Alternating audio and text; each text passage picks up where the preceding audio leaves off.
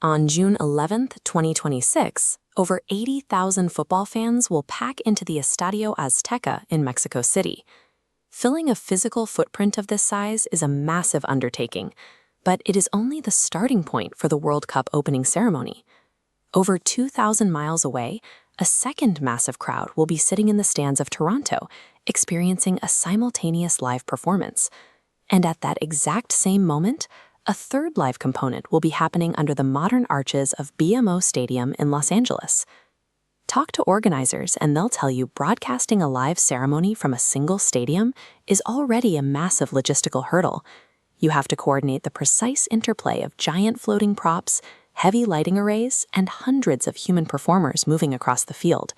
All of this has to happen while strictly protecting the delicate grass pitch below.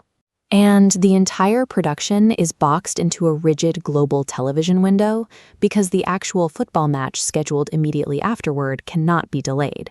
Taking that incredibly delicate, tightly timed operation and distributing it live across 3 distinct countries turns what is usually a cultural dance routine into a high-stakes, multi-node engineering puzzle. Directors strip away the creative vision to look at the stadium floor as a strict mathematical grid. Through spatial choreography, every volunteer performer is mapped as an individual data point, given exact coordinates to hit at specific timestamps. Thousands are funneled through stadium tunnels, hit their marks on the grass, and quickly clear out, usually in under 15 minutes. Moving this workforce demands strict radio protocols to keep every section in lockstep. The grid synchronizes humans with hardware, subdividing the map with sweeping arcs for camera rigs and straight vector lines for large props, weaving through the crowd.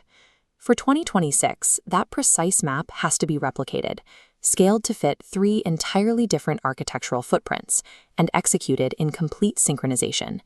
The ceremony's success relies on invisible mathematical precision. Each movement must be calculated to ensure safety and timing before a single note is played. Once the physical logistics are set, the challenge moves to digital infrastructure. A central master control room has to stitch the live feeds from Mexico, Canada, and the United States together. This map illustrates signal latency, causing microsecond delays. 3 signal pulses travel from host cities at different speeds.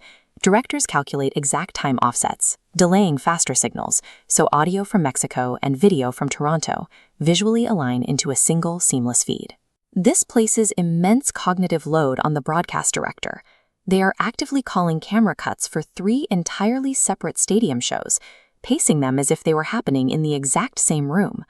When you sit on your couch and experience what feels like a unified global party, you are actually watching a heavily managed telecommunications illusion.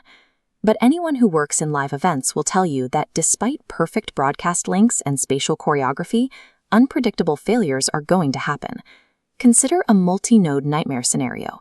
What happens if a technical glitch stalls the Toronto segment for 30 seconds, but performers down in LA are already live on the field and moving through their routine? To prevent schedule collapse, producers rely on time buffers. As this timeline shows, these elastic moments between hard event markers stretch to absorb delays. If something fails, the control room queues up pre-recorded B-roll to fill that buffer, keeping the home audience completely unaware. Organizing a spectacle on this scale requires designing a rigid framework that entirely expects its own failure and is built to quietly absorb it.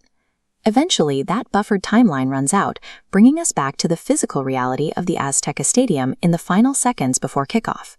This triggers a frantic high-speed teardown phase. Every piece of staging, every light fixture, and every performer must vanish, leaving the pitch completely unblemished for the arriving athletes. And that exact high-pressure extraction is concluding simultaneously up in Los Angeles and Toronto.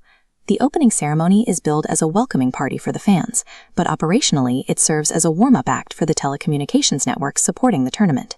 The system completes its work by erasing all evidence of the production in minutes. This 3-country logistical thriller effectively self-destructs just as the referee blows the first whistle.